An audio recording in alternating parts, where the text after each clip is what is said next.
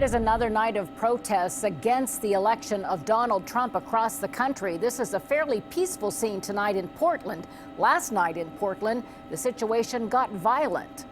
A similar situation and scene in South Beach. Here's a live look at Miami, where you can see there, that's Atlanta, where the protesters there are filling the streets once again, protesting the election of Donald Trump. This is the third night we've seen these protests nationwide. And as you mentioned, there are some protesters too in Miami, and there's been another night of protesting here in Columbus, this time on the OSU campus. Students gathered on the Oval unhappy about the election of Donald Trump. Courtney Yoon spoke with some of the students about why the president-elect makes them uneasy.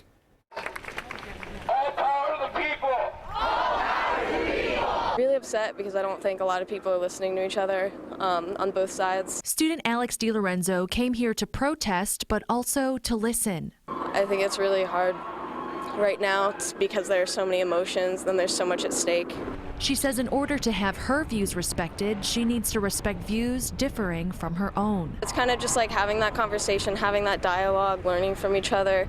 It's just to create more understanding. That's why she's talking with Trump supporter Andy DeVita. I'm having reasonable discussions with people. Nobody's pushing me or anything like that, and I would never do anything like that to people. But as long as we can sit at a table and discuss these things and realize what's the facts, what's the solutions, and that's what I want to address out here.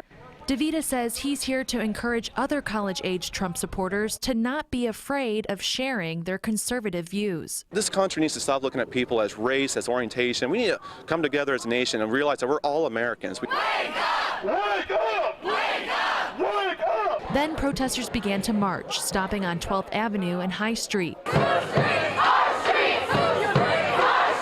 occupying the road. Trump won based on the Electoral College, and the problem is we don't accept Trump and his values and his ethics. Have all those hate speech and slurs, you're going to enact them in your policies, and those are things that we do not accept as a people.